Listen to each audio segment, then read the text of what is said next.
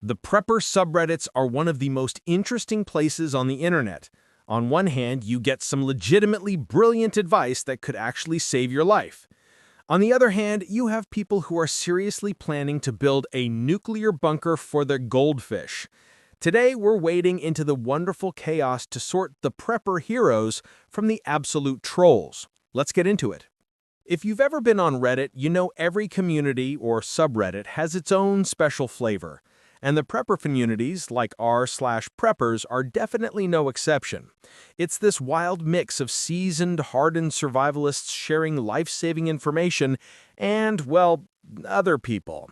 People who might be spending a little too much time in the basement with a tinfoil hat.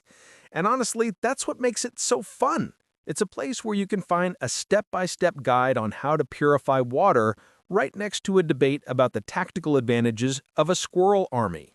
It's a whole spectrum of sanity, and today we're going to explore all of it. In this video, we're going on a little safari through r/preppers. We'll sort what we find into three groups. First up, the trolls. The posts that are so ridiculous and so funny they have to be a joke. I hope they're a joke. Then we'll salute the heroes, the posts that offer genuinely useful, life-saving advice and show what preparedness is all about. And finally, we'll have a lightning round for the posts that are just the truly wild, the ones that are in a category all their own. Our mission? To laugh, to learn, and to figure out what in the world happens when doomsday planning meets internet chaos. All right, let's kick things off with the reason you're probably all here, the absolute trolls. These are the posts that make you stop, rub your eyes, and wonder if you've wandered into a creative writing forum by mistake. They are the jesters of the apocalypse, and we've got to salute them. Laughter is a prep too, right?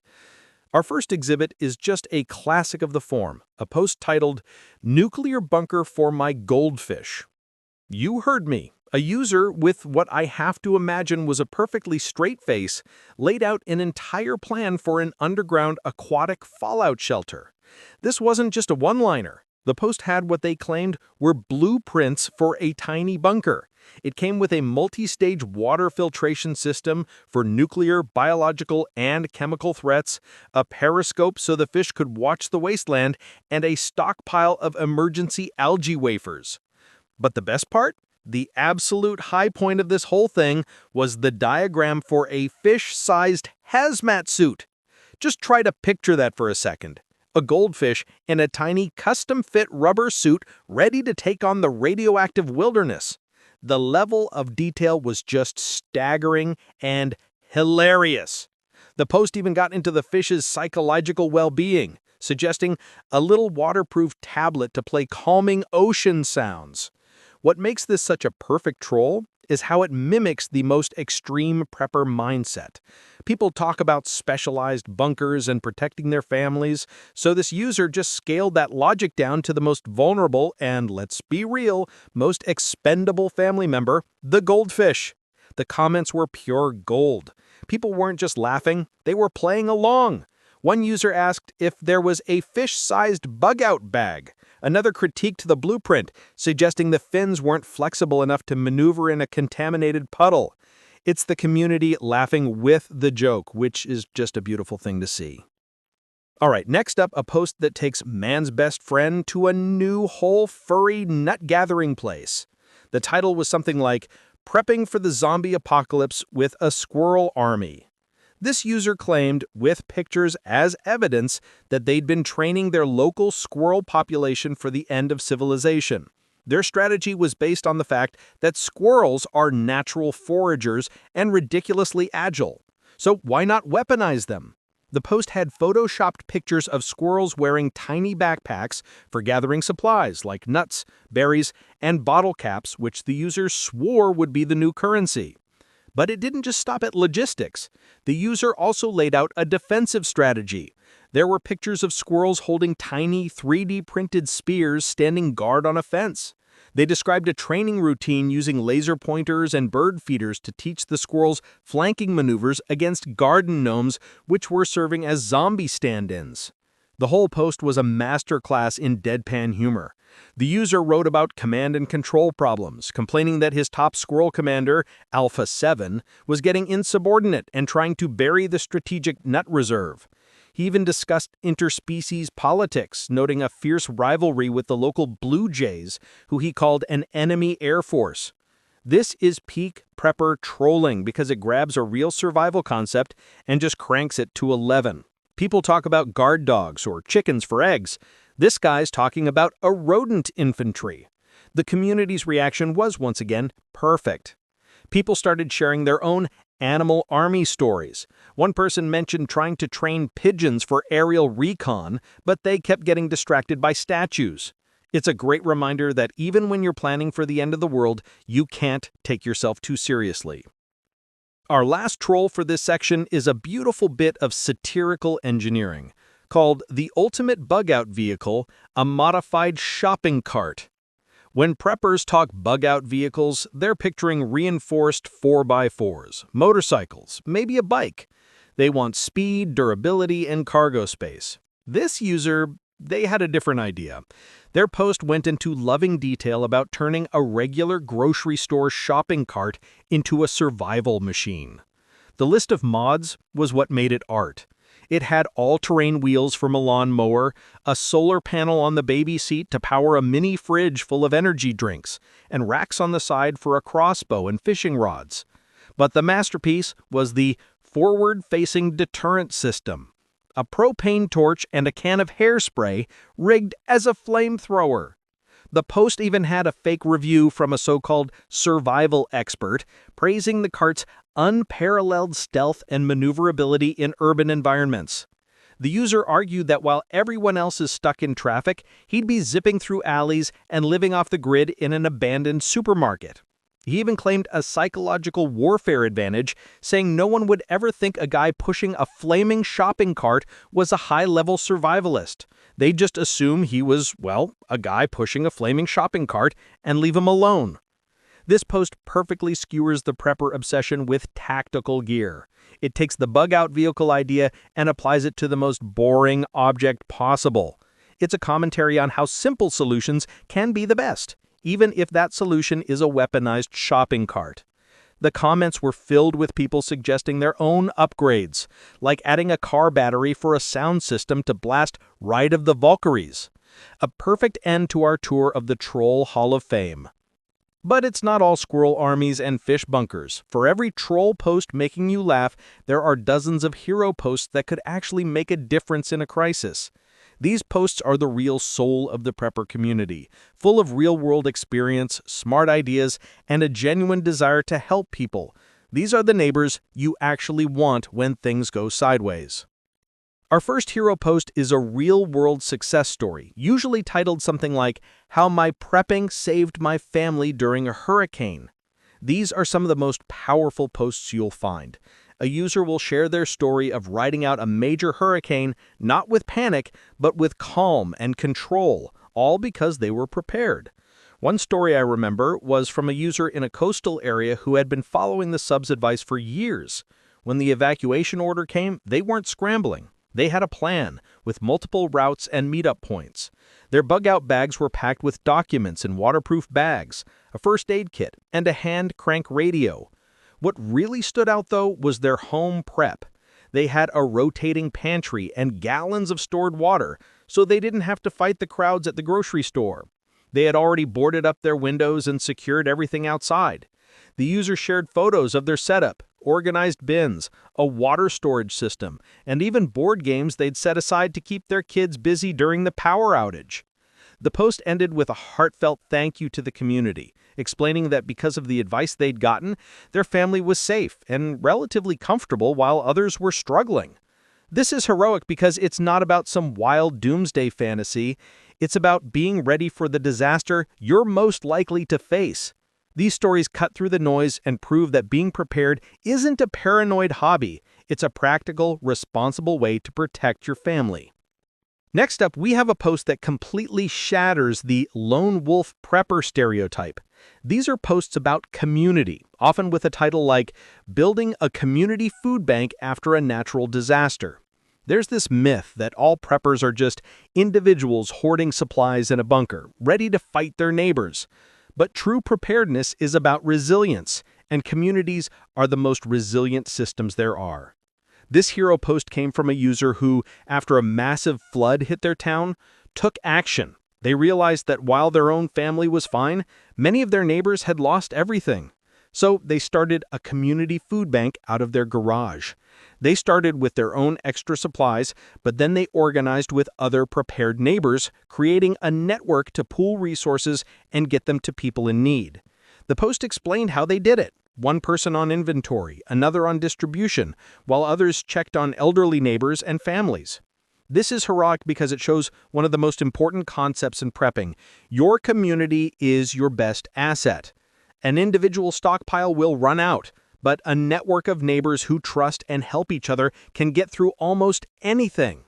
The user wasn't just giving out food, they were building community right when it mattered most. The post inspired a huge wave of positive comments, with people sharing their own stories and proving that the ultimate prep isn't just more beans, it's a strong relationship with the people on your street. Our final hero post celebrates skills and ingenuity over expensive gear. It's the kind of post you'd see titled, "Surviving a Winter Storm with Homemade Solutions." This came from a user in a northern climate who got hit with a nasty ice storm that knocked out power for over a week in the middle of winter. While a lot of people were in trouble, this prepper was doing just fine, not because they had a pricey generator, but because they had knowledge and low-tech DIY solutions. The post was full of practical advice. The user showed how they used plastic sheeting and blankets to create a small, insulated, warm room inside their house to conserve heat. They explained how to safely use an indoor propane heater with a carbon monoxide detector right next to it, a crucial detail. For light, they used LED lanterns, and for news, a simple hand crank radio. The best part was their cooking setup. With no power, they used a small camp stove on their porch to make warm meals, which they said was a massive morale boost. They even shared how they melted snow for non-potable water to flush toilets, saving their clean drinking water. This post is heroic because it makes preparedness accessible. It shows you don't have to be rich to be ready. Resourcefulness and foresight are worth more than a garage full of gadgets. The comments proved its value, with people asking for details so they could do it too. It's the ultimate expression of self-reliance. Speaking of value, if you're getting some value or at least a few laughs from this, do me a solid and hit that like button. It really helps the channel out. And if you want to see more explorations of the weird and wonderful corners of Reddit, make sure you subscribe. Now for a question. What's the best piece of practical prep advice you've ever gotten? Let me know in the comments. I really want to read them. Okay, we've seen the trolls and we've saluted the heroes, but some posts on r/preppers live in their own little universe. They don't seem like jokes, but they're not exactly practical advice either. They are something else. Welcome to the lightning round of the truly wild. First up, a post that goes where no prepper has gone before, titled, "Prepping for Alien Invasion, How to Train Your Cat as a Spy." I am not making this up. A user laid out a satirical but weirdly detailed guide on how to prepare for an alien invasion by turning your cat into a spy. The idea was that aliens would never suspect a cat. The guide had sections on teaching your cat to sneak onto alien ships by acting cute, using its climbing skills to get into vents, and sending back intel by knocking specific items off shelves in a coded pattern. The post even had a classified mission report, supposedly from the cat's point of view, that said something like, "Day 4, the tall, strange-smelling beings still haven't noticed my surveillance, have successfully mapped 80% of the kitchen sector. The red dot remains elusive, must report back, after a nap." It's so absurd and creative, you just have to admire the nerve. Next up, a post blending survival with high fashion, a serious discussion about the tactical kilt. This was not a joke. It was a real thread where people were debating the practical pros of wearing a kilt in a survival situation. The arguments in favor were better ventilation in hot weather, more freedom of movement for running or climbing, and less chafing on long hikes. Some even said it had an intimidation factor. The thread got surprisingly deep. They talked about materials, canvas for toughness, wool for warmth. They discussed the sporran, the pouch in front, as a perfect spot for things you need quick access to, like a fire starter or snacks. People against it brought up the obvious, like no protection from bugs, thorns, or cold. The whole debate was passionate and weirdly technical. It's one of those moments that makes you realize the prepper world is so much stranger than you ever thought. And for our final wild post, a question that connects science fiction with SHTF. Is a lightsaber a good melee weapon? Again, this was a thread that took the question way too seriously. It began with a user thinking that if you can't rely on firearms, a lightsaber is the perfect bug-out bag weapon. It never needs ammo, it cuts through almost anything, and it cauterizes wounds as it goes. What came next was a fantastically nerdy and detailed breakdown. People debated the power source. Would you need a portable fusion generator? Could you recharge it with solar? Others brought up the dangers. The blade has no weight, so it would be hard to block a real sword. The risk of accidentally cutting off your own limbs was considered unacceptably high. Someone even calculated the immense heat that would radiate off the blade, arguing you'd probably get severe burns just from holding it. It was a perfect storm of prepper logic and geek culture, a conversation so specific it could only happen on Reddit. So from nuclear-proof goldfish and squirrel commandos to hurricane-proof families and community food banks, the world of prepper Reddit is a heck of a ride. It's a place of wild contrasts, where you can find brilliant, life-saving knowledge right next to hilarious, unhinged madness. And what's interesting is that both the trolls and the heroes play a key role in the community. The heroes provide the real-world knowledge that is the foundation of being prepared. They share their experiences with storms and disasters, teaching others how to be self-reliant. They remind everyone that community and skills are your most important preps. But the trolls are just as vital. They provide comic relief. Thinking about potential disasters is stressful, and being able to laugh at the absurdity of it all and at yourself is a powerful survival tool. The user designing a bunker for his goldfish isn't just being silly. He's reminding a bunch of very serious people that it's okay to lighten up. In the end, r/preppers reflects a very human truth. We have a deep need to prepare for the worst, but we also have an equally important need to find humor and hope while doing it.